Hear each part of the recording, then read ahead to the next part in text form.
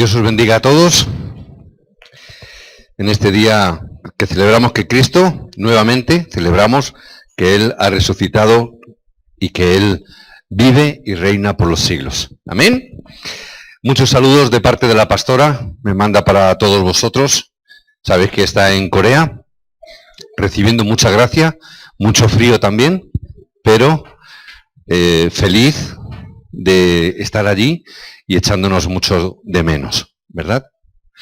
Bienvenida Sonju, que la pastora se va, Sonju viene, se habrán cruzado en el cielo, ¿verdad? Ha estado allí 1 mes y medio aproximadamente, ¿sí?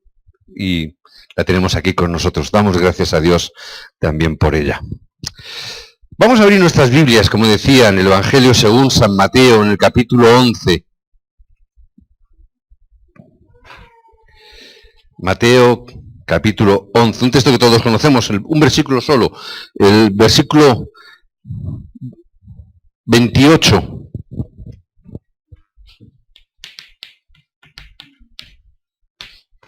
Que todos conocemos, ¿verdad? Mateo 11, 28. Mateo 11, 28. Quiero utilizar hoy la pizarra, el mensaje hoy es muy importante, es un mensaje donde queremos reanudar, después de un tiempo, después de estar dando los mensajes de los fundamentos básicos que dimos al terminar el año 2013, y yo quería empezar el 2014 recordando los mensajes de la carta del Evangelio, los mensajes básicos, lo que es la raíz, la esencia del Evangelio para todos nosotros, hermanos que estáis o habéis venido nuevos últimamente, tenerlos, para los que ya lo hemos escuchado muchas veces, y como a veces os recuerdo, me dijo el primer pastor que vino de Corea, siempre lo recordaré, siempre lo tendré en mi mente, aunque siempre se me olvida el nombre, ¿verdad? Pero a él lo recuerdo perfectamente. Y yo recuerdo cuando él nos dio, en aquella época, algunos hermanos estaréis, me acuerdo de Mariano y de Rosalía, que estáis aquí, María José también, y después de darnos ese mensaje de casi cerca de 2 horas, no sé si algunos os acordaréis, casi 2 horas, no teníamos esta pizarra, en aquel momento tuvimos que traer e improvisar otra, y yo recuerdo que escribía el mensaje y llenaba la pizarra, al rato la borraba, la volvía a llenar de textos y más textos, y la borraba y la volvía a llenar. Y yo recuerdo, cuando termine el culto, los hermanos de la congregación me van a matar por haber traído a este hombre, que 2 horas predicando, con tanto texto. Y cuando terminamos de la predicación y cuando nos dirigíamos al hotel donde estaba hospedado, en el coche cuando íbamos, el pastor me decía: ¿has escuchado el mensaje? Digo, ¿cómo no para haberlo escuchado? 2 horas de mensaje más el tiempo que estuvimos juntos, que me lo dio como 3 veces durante el día. Yo recuerdo, en aquel entonces, quiero recordar, ¿dónde está Basil? Basil, estás allá al fondo. Pobrecito mío, Basil, en aquel viaje que vinieron estos hermanos de Corea, que ya digo, recuerdo perfectamente, y fuimos por el retiro, inclusive para enseñarles un poco Madrid, comimos en el restaurante del hermano Cándido, y luego, después de comer en el restaurante del hermano Cándido, terminamos de comer y fuimos a un restaurante coreano a volver a comer, porque los pastores coreanos querían comer comida coreana. Yo no podía entender, si acabamos de comer, y pues los que conocéis a Cándido sabéis que Cándido es muy generoso con la comida, ¿verdad? Después de comer, decían, no, que queremos ir al restaurante coreano. Fuimos al restaurante coreano. Digo lo de Basil porque Basil era quien hacía de traductor. Imaginaros una traducción de un pastor coreano, hablando continuamente en coreano. El otro pastor que venía con él traducía al inglés a Basil. Y Basil me traducía a mí al castellano. Yo recuerdo que uno de los, no recuerdo, 2 o 3 días que estuvieron, pero uno de ellos ya Basil dijo: pastor, dame permiso para irme a mi casa porque tengo un dolor de cabeza que es insoportable. Digo, no me extraña, porque escuchar en inglés, hablar en español, pero mientras tanto interpretar en rumano, ¿verdad? Porque es rumano, o sea, tampoco era su lengua materna, ¿no? Tenía que interpretar todos estos lenguas en su mente. Yo digo, el día de Pentecostés ha venido sobre este hombre hoy. Hablaba lenguas porque a veces ya no sabía si hablaba en castellano, a veces hablaba en inglés, otras veces hablaba en rumano, a veces ya no sé si hablaba él hablaba el espíritu en lenguas, no sé qué hablaba. Pero yo recuerdo que después de estos días, recargo tan intensos, por lo menos para nosotros, ¿verdad, Basi? Muy intensos, por lo menos para nosotros. Este pastor, cuando ya digo, nos despedíamos y le llevaba al hotel en el coche con una traductora, que para el mensaje a Dios gracias, tuvimos una traductora coreana. El pastor me decía, ¿has escuchado el mensaje? ¿Lo has entendido? Y yo decía, sí, cómo no, para no entenderlo. Pensaba yo que lo había entendido. Pero yo decía, sí, como para no entenderlo. Me dijo, pues bueno, esto lo tienes que escuchar 1000 veces. Bueno, yo le dije, bueno, pues lo he escuchado 3, pues sí, ya sé que... Sí, pastor, no te preocupes, que yo sí. Y algo en mi voz notó que dijo, no lo estás entendiendo, pastor. Yo le decía, sí, lo estoy entendiendo, que sí, que el mensaje, que hay que escucharlo mucho. No, te he dicho 1000 veces. Sí, claro, 1000 veces tengo que escucharlo. Sí. Y la traductora, que también notó en mí, dijo, pastor, estás diciendo que tienes que escucharlo 1000 veces, literalmente. O sea, 1000 veces. Y me decía, yo cuando lo escuché, me dijo el pastor, cuando yo lo escuché el mensaje pensaba lo mismo que tú, que lo sabía ya, que lo había escuchado ya. Dice, pero fue cuando había llegado a escucharlo 500 veces, me dijo el pastor, yo pensé, ahora estoy empezando a entender un poquito bien lo que significa este mensaje. Al principio pensé que era una exageración. Luego llegué a la conclusión que necesito escucharlo 1000 veces. No sé cuántas veces lo habré escuchado ya. No creo que haya llegado a las 1000 veces todavía. Y deduzco que vosotros tampoco, ¿verdad? Por lo tanto, necesitamos escuchar el mensaje 1000 veces para poder llegar a entender un poquito lo que Dios quiere decirnos para nuestra vida. ¿Amén? Al final no hemos leído el texto. Mateo 11, 28, ¿verdad? No lo hemos leído. Creo que ya todos lo habéis leído mientras que estaba introduciendo. Pero vamos a leerlo de todas las maneras. Capítulo 11, versículo 28. Muy cortito. Venid a mí, todos los que estáis trabajados y cargados, y yo os haré descansar. ¿Amén? ¿A que lo conocíamos todos? ¿A que sí? Un creyente, un día me decía, muy frustrado, me decía, siento que voy a estallar. Estoy tremendamente frustrado. Siento que tiene que haber alguna manera de aplacar esta situación.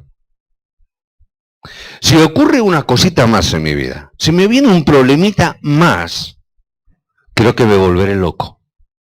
Literalmente, creo que me volveré loco, decía. Y aunque soy cristiano, aunque creo en la Biblia, no encuentro la solución. No encuentro la solución. He probado la oración, la confesión, he probado el arrepentimiento, he probado el dar todo lo que tengo, todo lo he probado. Todo. Tiene que haber una respuesta en Dios, pero no la encuentro, decía. No la encuentro. Me está desesperando. Estoy profundamente frustrado. Decía esto. Y esta es una situación, además, muy genérica, muy extendida. Pero ante esta situación, tengo que hacerme una pregunta. Esto es también de la asignatura de aconsejamiento pastoral, ¿verdad? Si queréis aconsejar a alguien. Hacernos una pregunta. Hacerla. En definitiva, ¿qué es lo que quiere la persona? En definitiva, ¿qué es lo que pide la persona? Cuando te dice todo esto, ¿qué es lo que quiere? ¿Qué es lo que nos está pidiendo, en realidad? Una cosa es lo que a veces se dice y otra cosa es lo que se siente, ¿verdad? Una cosa es lo que se expresa y otra cosa es lo que se quiere. Y a veces no siempre va unido. Entonces tengo que preguntar, ¿qué es lo que espera esta persona cuando habla con el pastor, por ejemplo? O con otro hermano de la iglesia. Principalmente, ¿Qué es lo que esperas? ¿Qué es lo que espera la persona? Al escuchar a muchos creyentes, y tengo que confesar, incluso al considerarme a mí mismo, cuando estoy luchando con un problema personal, incluso yo mismo he llegado a esta conclusión, he visto, en mí inclusive, que el objetivo general que se desea, con tanta desesperación, ese deseo que es tan fuerte, fundamentalmente es un deseo egocéntrico. Hoy no me voy a ganar muchas amistades, ¿verdad? Hoy no voy a hacer muchos amigos. No sé, es lo que escuchen luego por internet, en Ecuador, en Perú, en Rumanía, que lo escuchan, no sé cómo les sentará. Que quizás a lo mejor en este momento es el momento de decir, voy a desconectar. ¿Qué está diciendo? Pero en realidad, hay un pensamiento, un deseo, que es eminentemente egocéntrico. Porque con ese pensamiento, ¿qué es lo que yo estoy deseando? ¿Qué es lo que realmente quiero? Sencillo. ¿Quiero sentirme bien? ¿O no? ¿Quiero sentirme bien? ¿Quién? ¿Yo? El de al lado, también, pero primero yo. Como los niños cuando juegan, ¿no? Y por mí el primero, por todos mis compañeros, pero por mí el primero. Igual, quiero sentirme bien yo. Quiero ser feliz yo. ¿Es así? ¿O estoy diciendo alguna tontería? ¿Es así o no? Cuando oramos a Dios y le pedimos, Señor, dame trabajo, dame esto, dame salud, dame... ¿Qué es lo que estoy pidiendo? Estoy pidiendo, quiero sentirme bien. Al fin y al cabo, quiero ser feliz yo. El hambre en el mundo, pues hombre, pobrecito, pero quiero ser feliz yo. Algunas veces se nos dice, hombre, estás mal, sí. Estamos en crisis, sí. Pero siempre te dicen, mira atrás de ti, seguro que hay muchos que están peor que tú.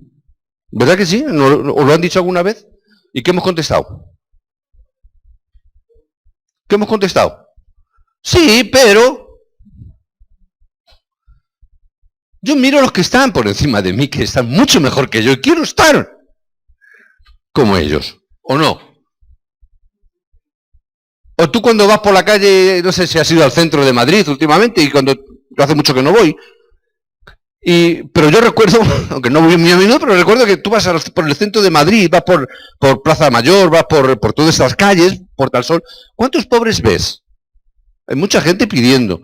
¿Cuántos hay en la Puerta del Sol, Plaza Mayor, que están disfrazados de objetos, de animales, de muñecos, ¿verdad? Que están haciendo cosas en la calle, con calor, con frío. ¿Tú alguna vez has pasado por la calle, has visto a uno de estos que hacen la estatua, que están quietos, parados durante horas, disfrazados de... y tú alguna vez te has quedado parado como diciendo, cuánto envidio a este hombre, cómo me gustaría a mí estar ahí? ¿Habéis pensado alguna vez? Cuando habéis pasado por algún pobre, cuando salís del aparcamiento que yo paso y veis que están, hay unos vagabundos tirados en la calle, en el suelo, tirados. ¿Alguno de vosotros habéis pasado por ahí, os habéis quedado mirando y diciendo, qué buena vida tienen, cómo les envidio? ¿Habéis envidiado alguna vez a estos hombres? ¿Verdad que no? ¿Tan peor que tú?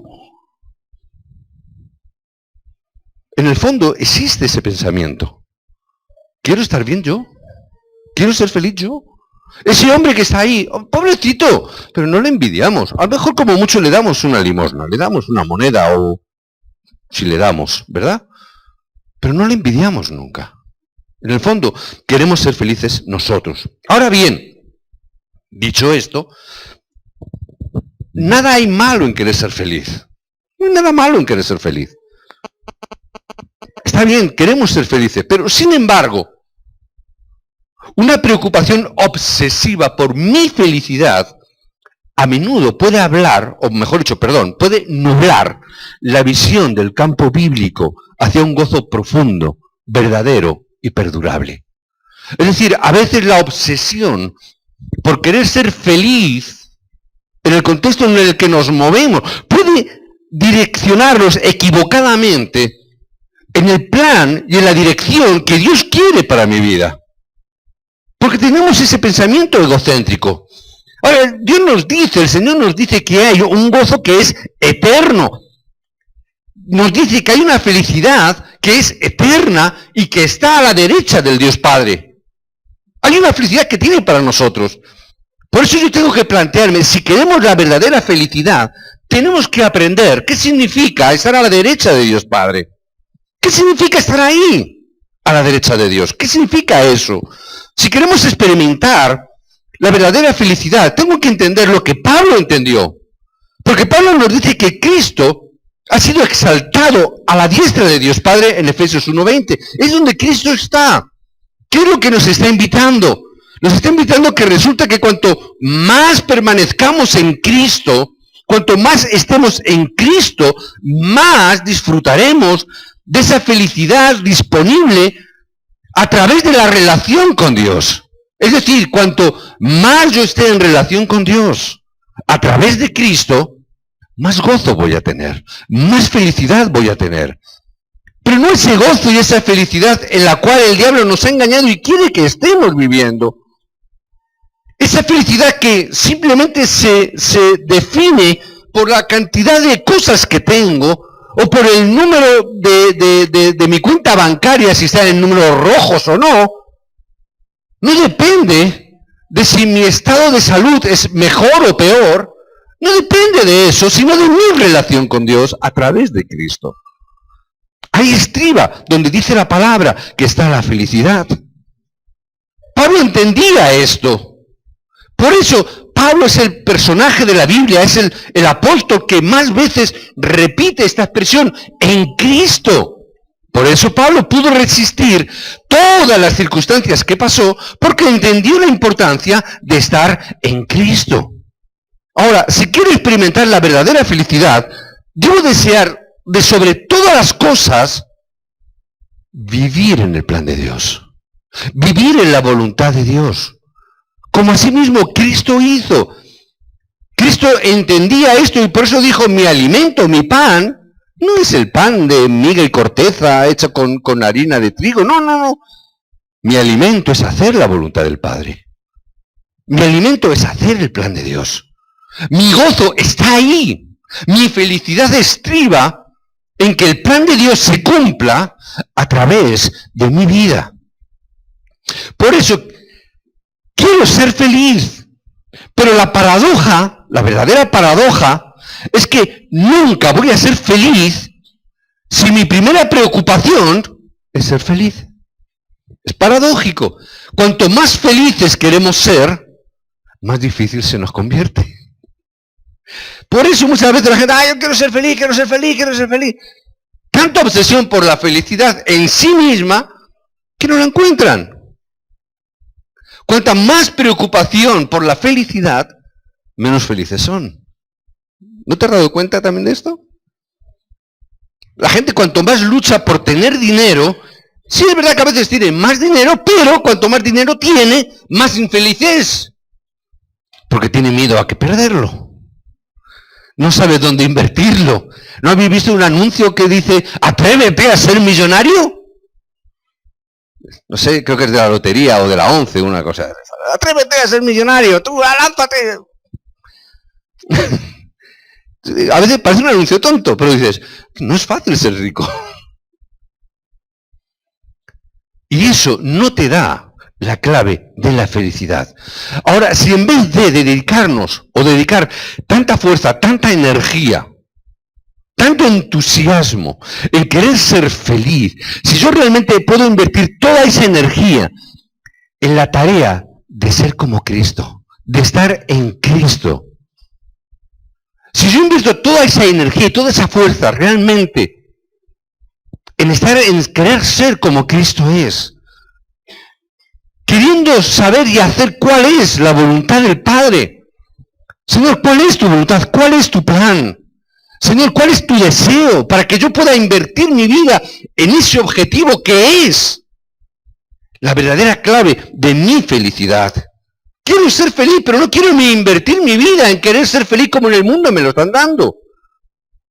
No quiero invertir mi juventud, mi madurez en alcanzar una felicidad que es intangible, que es momentánea, que es temporal, que es algo carnal. No quiero eso. Quiero invertirlo realmente en cuál es el plan de Dios. ¿Cuál es el plan de Dios? ¿Cuál es el deseo de Dios a fin de llegar a ser más como Cristo? Haciendo su voluntad. Y siendo más como Cristo, estando más en Cristo, poder darlo a conocer a los que están a mi alrededor. Es decir, la evangelización, que es la consecuencia por la cual en su tiempo y en su momento, cuanto yo más me miro por ese lado, me esfuerzo o dedico mi energía en esa dirección, más estaré dando pasos hacia la verdadera felicidad. Entendamos esto. Pablo dijo que su meta no era ser feliz. Ese no era su meta. Pablo no hacía todas las cosas para ser feliz. Él lo hacía para agradar a Dios en todo. Ahí está la verdadera felicidad. La razón básica para querer resolver un problema personal, la razón básica no debiera de ser querer entrar en una cosa abstracta, sino realmente debería de ser querer entrar en una relación más profunda con Dios. Para agradarle conforme a su plan, conforme a la voluntad que Él tiene para el cual Dios nos ha llamado. Por eso disfruta de un gozo supremo, no de una alegría momentánea o de una felicidad que es momentánea y temporal. Recuerda, la felicidad personal debe de considerarse como un subproducto, no la meta última ni principal. La felicidad vendrá en el momento en que entendamos cuál es el plan de Dios. Por eso debemos de glorificar a Dios, y al hacerlo vamos a disfrutar de esa relación y vamos a realmente a ser felices. ¿Por qué esta introducción? Sencillo, muy sencillo. ¿Por qué esta introducción quizás tan larga? Recuerda que ha llegado un tiempo que es especial. Ha llegado un tiempo. Ha llegado una época donde Dios tiene preparados para nosotros un fruto especial. Dios tiene preparado para España un tiempo donde Dios quiere darnos las bendiciones que tiene preparadas. Dios ha abierto esta época y tenemos que superarla, tenemos que agarrarla, tenemos que hacerla nuestra. ¿Por qué? Porque todo el mundo está muriendo y hay que salvarlo. No es el momento de decir, es que mi felicidad está aquí, en este fruto que Dios tiene para España. Porque ese es el plan de Dios, ese es el deseo de Dios. Y tengo que entender esto. Tengo que entender por qué en un país tan grande, tan poderoso como Estados Unidos, tan poderoso, está atrapado por la nueva era. ¿Por qué un país tan poderoso está atrapado por la masonería? ¿Por qué tan poderoso y está atrapado por el judaísmo que tiene controlada la mayoría de la economía de estos países? Tengo que saber que está atrapado por el sufrimiento, que solamente hay apariencias, que solamente son cosas aparentes. ¿Cómo salvar esta época? ¿Cómo salvar a España en una época tan complicada y tan difícil? Mateo 11, 28. Yo os haré descansar. Tranquilos, yo os haré descansar. Ahora, yo tengo que experimentar esto. ¿Cuál es el origen de ese problema? Tengo que saber por qué viene el sufrimiento.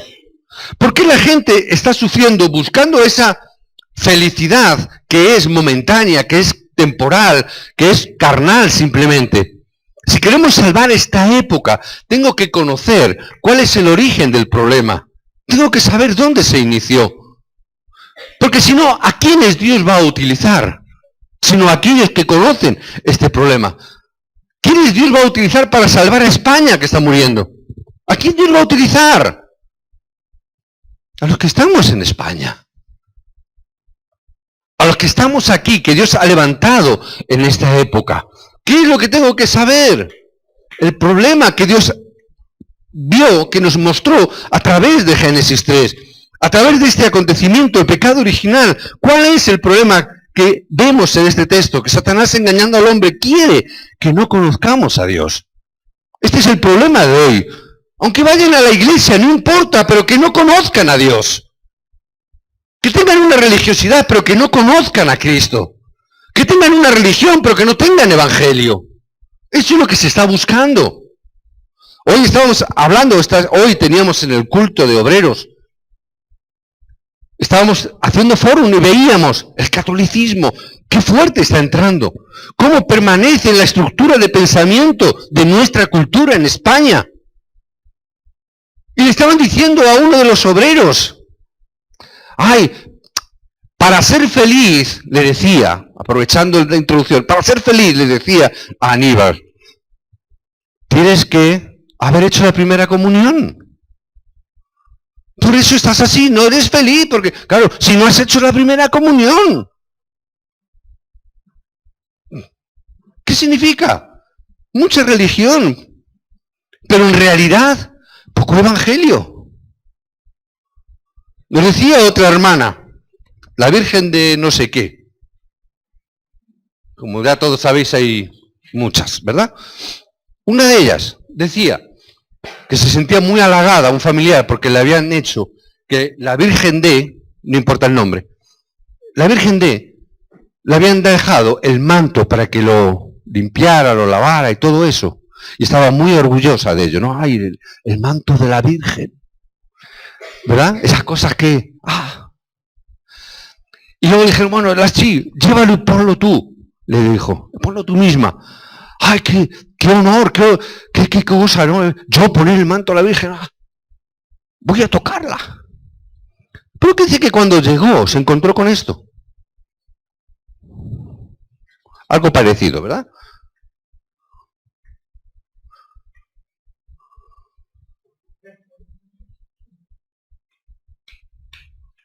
Bueno, esto sabéis, ¿verdad? Se encontró con esto, poco más o menos. Yo me lo he imaginado así. La cara de la Virgen, la cara, las manos, pero el cuerpo era esto. Una estructura metálica, no había más. Y que cuando llegó y vio esto, dijo, ¿qué estoy creyendo? ¿En qué estoy creyendo? Un trozo de hierro. Solamente una carita, dos manitas, nada más. ¿Qué significa? ¿Cuál es el problema? Que no conozcan a Dios. Que no conozcan el Evangelio. ¿Cuál es el origen del problema? Es esa obra de Satanás que tiene al hombre entenebrecido, que llega al punto de Génesis 6 de que toda la situación del país quedó en ese estado. ¿Qué es lo que Satanás quiere con eso? Que mientras que estamos adorando un trozo de hierro, con una carita muy linda, de porcelana probablemente, de lo que sea, estamos muriendo, pereciendo en esta sociedad. ¿Qué es lo que nos dice Génesis 11? Que mientras tanto el hombre piensa, cree, se autoengaña, creyendo y diciéndose, yo puedo ser feliz sin Dios.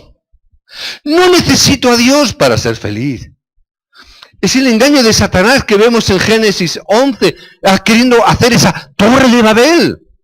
Puedo vivir sin Dios. Puedo alcanzar las metas más importantes porque tengo mi propio Dios.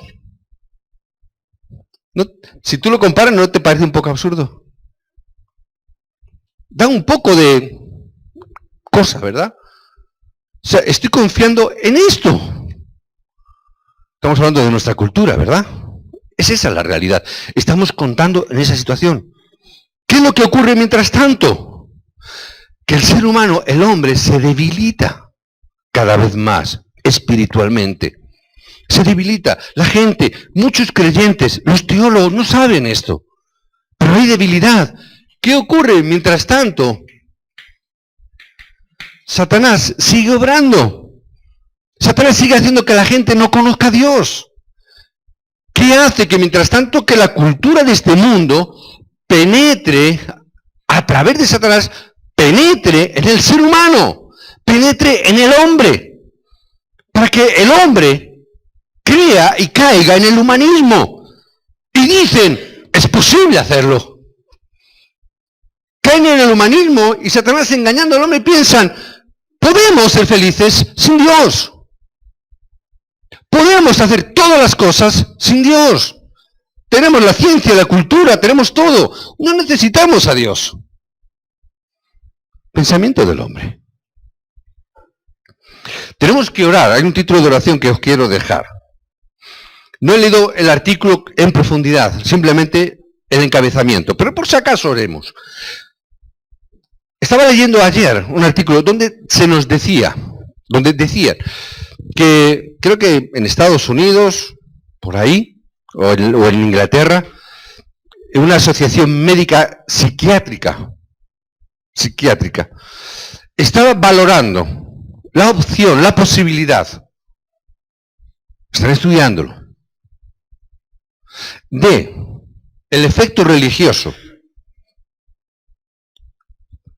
tratarlo como una enfermedad mental. Ojo, ojo, la religión, tratarlo como una posible enfermedad mental. Es decir, si eres muy religioso o eres muy devocional, muy devoto, ojo que ya quieren estudiar. Si es que te falta algo. Es así.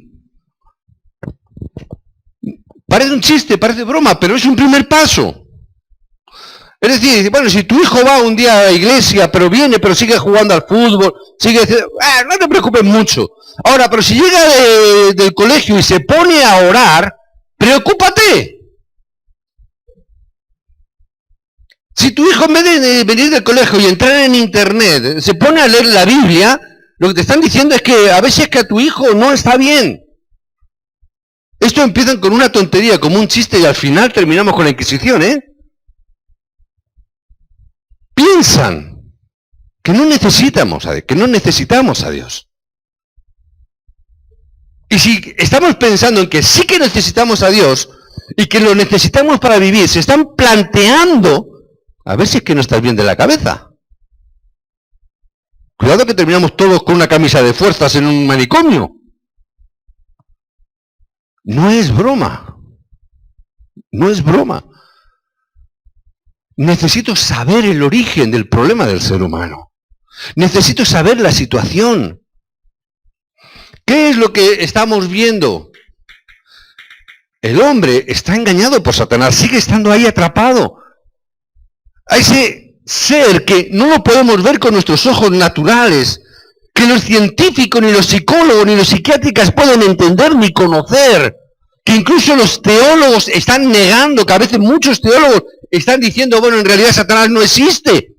Teólogos que están diciendo también, y esto es real como la vida misma, están diciendo muchos teólogos, bueno, pero es que el infierno tampoco existe. Porque si Satanás no existe, pues el infierno tampoco. Al final nos quedamos con nada. Pero es la situación donde Satanás, que es padre de mentira, tiene entenebrecida las mentes de las personas y de la gente. Mientras tanto, ¿qué es lo que usan?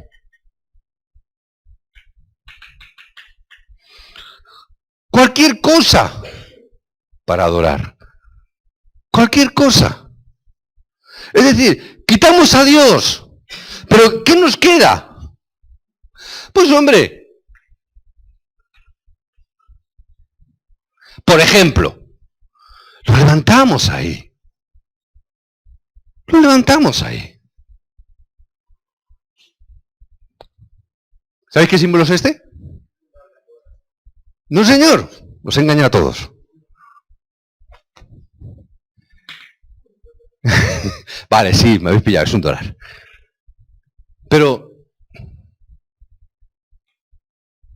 esto es un símbolo de una moneda española.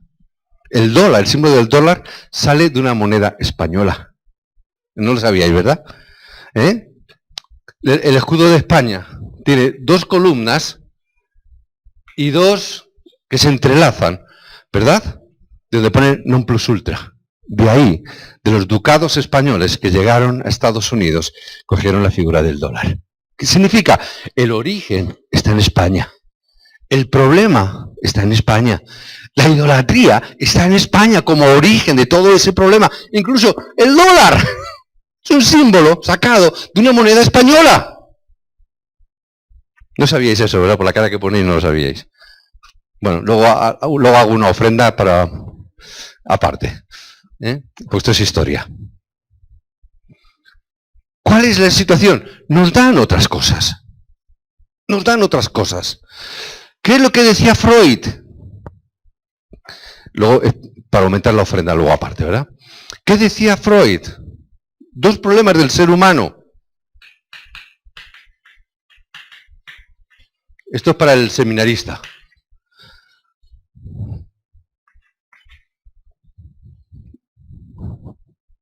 Seminarista. ¿Qué significa? Tánato. ¿Qué significa? Muerte. Pero en realidad está hablando de poder. Sexo. Freud decía, representaba, y la psicología hoy en día nos dice, el ser humano tiene dos necesidades básicas. Poder y necesidad física. No significa, eros no significa solo sexo, sino necesidad física.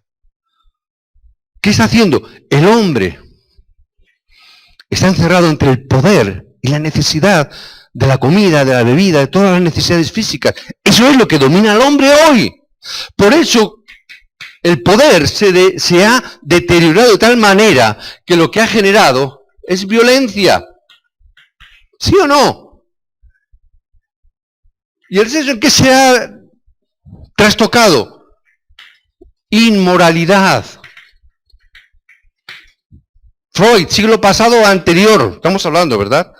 Ahora, si vemos nuestra sociedad, ¿qué es lo que vemos? Violencia e inmoralidad. ¿Es así? ¿Qué es lo que están haciendo con esto? Quieren hacernos creer que lo que el hombre necesita, poder, y es sexo, es decir, es cubrir tu necesidad física. Es estudioso hoy en día. Por eso hoy el poder está ahí que genera violencia. Por eso existen las guerras y los países están en conflicto. ¿Por qué la guerra de Siria? Porque hay alguien que no quiere abandonar esto porque necesita ese poder. Hoy necesitamos poder porque hay luchas políticas por el poder.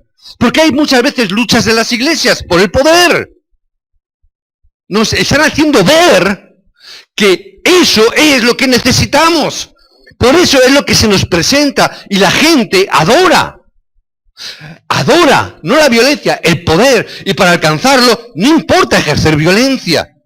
Hoy en día necesitamos comer y nos dicen, no importa, aunque tengas que robar, roba. No pases necesidad, tú te vas a un psicólogo y le dice, no tengas ningún problema, haz lo que te venga en gana para satisfacer tus necesidades. Por eso hay libertad sexual, por eso está la homosexualidad, por eso existen todos esos problemas de desorden. Porque se nos ha enseñado esto, que estas dos cosas son lo que tú necesitas para ser feliz. Este es el engaño que Satanás hoy está trayéndonos a nuestros jóvenes, a nuestra sociedad. Y está aprobada o está testificada por hombres como Freud y muchos otros que siguen esta tendencia. Por eso necesitamos ver historia, ¿verdad? Por eso necesitamos entender esto.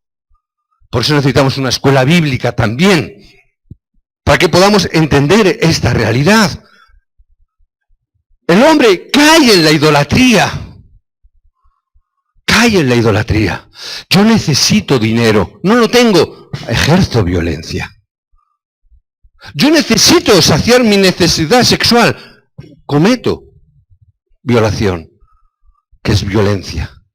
Es así. Y nos hacen ver, es lo que necesitamos. Necesito entender la obra del diablo en nuestras vidas. ¿Qué es lo que nos dice el texto de hoy? Mateo 11:28, corazones entenebrecidos, físicos, que están ahí, que es probable que a lo mejor gente tiene dinero, pero sus corazones están en la oscuridad, sufriendo. Y es probable que a lo mejor tengan la economía pero siguen sufriendo.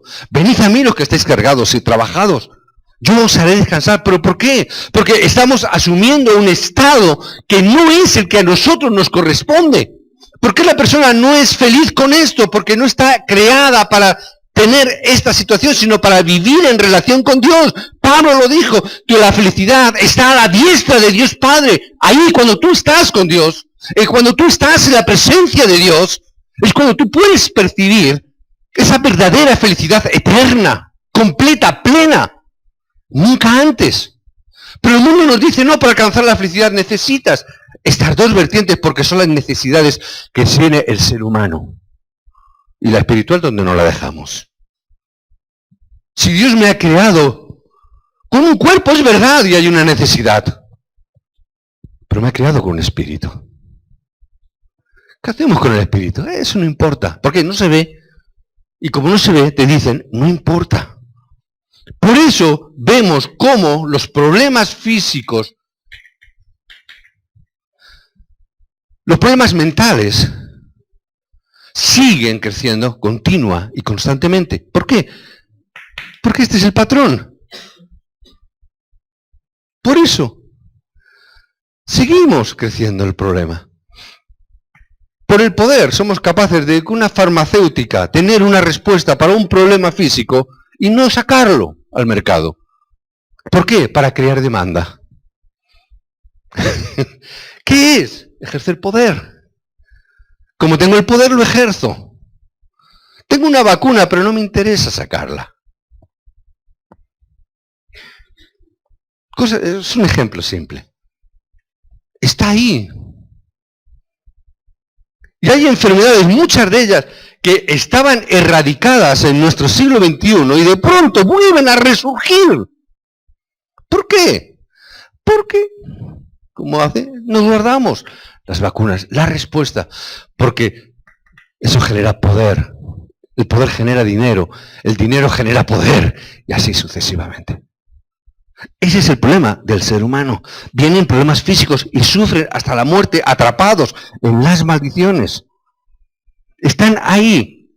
Y el problema es que continúa. ¿Hasta cuándo?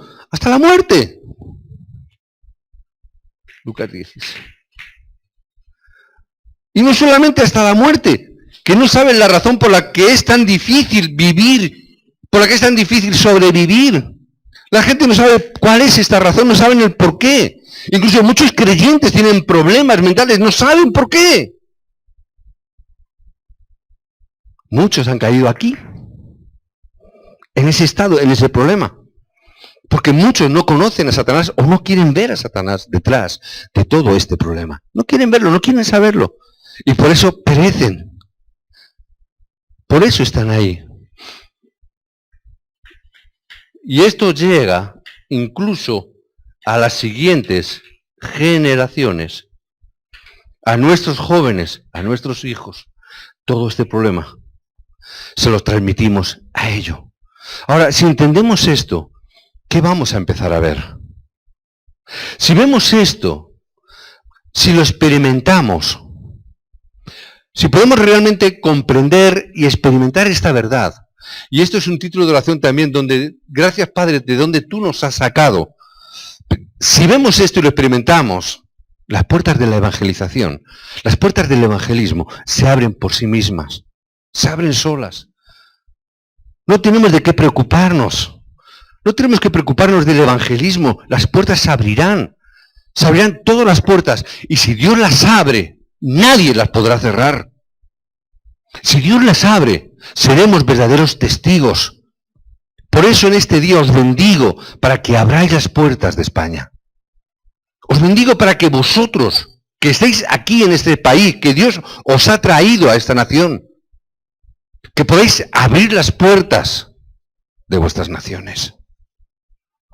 Que podáis abrir las puertas de Perú, de Rumanía, de Guinea, del Congo. ¿De qué país más me queda? De Angola. Angola. Que podamos abrir las puertas, porque si Dios las abre, nadie las puede cerrar. Amén. Quedaros con esto. Quedaros con esto. Oremos por esto. ¿Cuál es el secreto de la felicidad? Pregunto.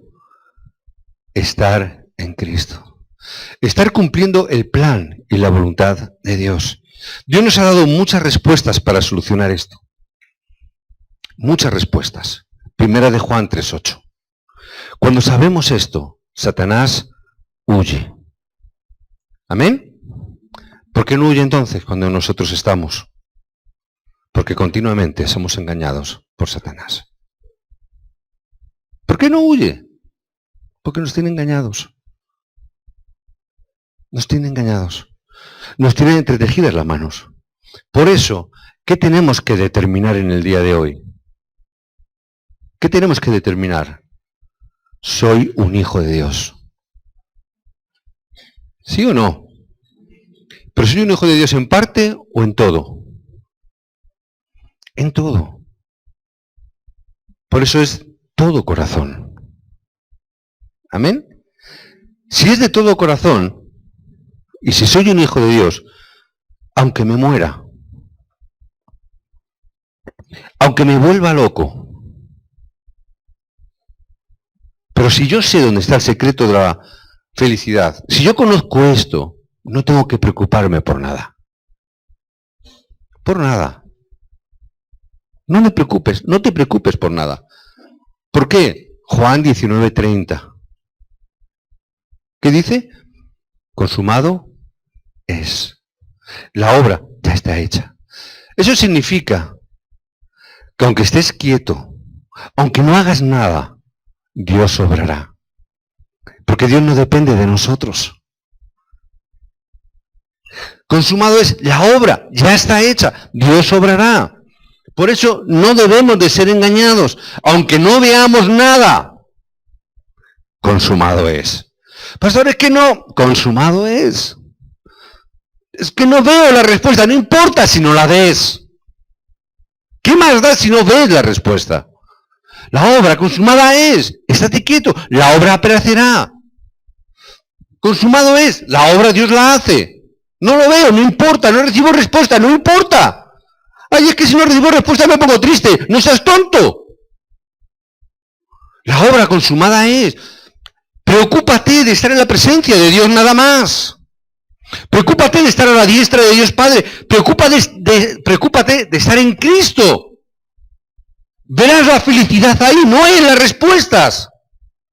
Hay veces que pensamos, soy feliz cuando tengo respuestas. Y si no las tienes, ¿qué ocurre? Y si Dios te tiene 15 años en la cárcel, ¿qué pasa? Y si Dios te tiene 40 años en el desierto, y si Dios te mantiene, ¿qué ocurre? En 70 años de cautiverio, ¿qué va a ocurrir? ¿Significa que ya somos unos desgraciados? ¿Significa que somos unos infelices? ¿Significa entonces qué evangelio hemos recibido? ¿Qué evangelio tenemos? Tengo que centrarme cuál es el plan de Dios. ¿Qué tengo que ver? Que quizás sea este el plan de Dios. A lo mejor el plan de Dios es que yo no tenga respuesta en esta situación.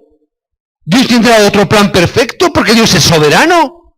Porque Dios es todopoderoso, nadie lo puede frenar, nadie lo puede detener. Y si Dios abre una puerta, no hay nadie que la pueda cerrar. Y si Dios cierra otra puerta, nadie la puede abrir. Y si yo me encuentro con una puerta cerrada, tengo que ver y saber, Señor, ese es tu plan, por lo tanto, gloria a ti. No se cierra la puerta, está bien. Mi felicidad no está en que se abra la puerta o no, mi felicidad está en que sea la voluntad de Dios y el plan de Dios que se cumpla en mi vida. ¿Qué más da si se abre o no se abre?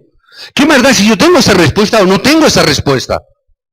¿Qué más da? Si no la tengo, es plan de Dios. Porque si fuese plan de Dios, te lo daría. No tengo economía, gloria a Dios. ¿Cómo no seas así? Sí, gloria a Dios. Porque Dios no quiere dármela, porque Él es el Dios del oro y de la plata.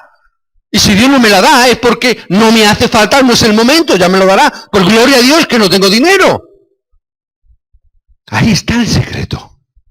No te dejes engañar por los dioses de este mundo. No te dejes engañar por la corriente de este siglo. No te dejes de llevar por lo que te dicen aquellos que no tienen el evangelio, que no saben el origen del problema. No te dejes engañar. Pon tus ojos donde tienen que estar puestos siempre. Consumado es.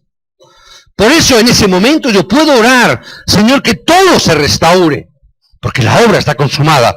Señor, que nuestra salud se restaure, porque la obra es una obra consumada. Que Señor, que se abra la época para salvar España, porque la obra consumada es. Señor, abre la época de los frutos para España, porque consumado es. No es por nosotros, consumado es.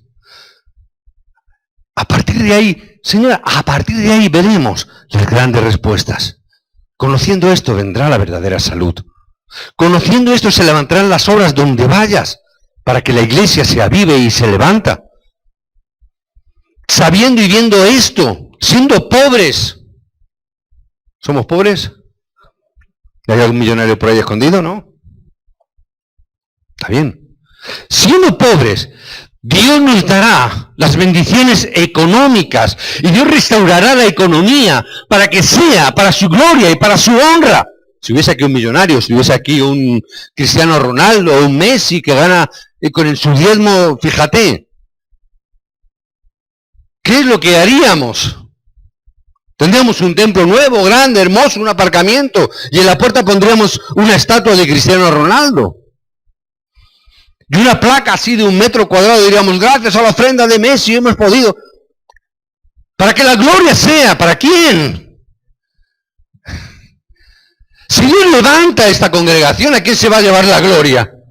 ¿Hay alguien de aquí que se pueda llevar la gloria? Si Dios levantara esta iglesia y levantara la iglesia representativa, ¿quién se podría llevar la gloria? Es la obra de Dios. Que Dios restaure la economía. Que Dios restaure las bendiciones económicas por causa del Evangelio. Y aunque no lo pida, Dios nos lo va a dar. Porque es la época para levantar España. Amén. Os bendigo para que en el día de hoy no seas engañado. Os bendigo para que hoy podáis ver con los ojos correctos del Evangelio para la evangelización con todo vuestro corazón. La semana que viene, punto 2, ¿vale? Nos hemos quedado ahí, pero veo que la hora me ha alcanzado. Que Dios os bendiga, que Dios os guarde, en el nombre de Jesús.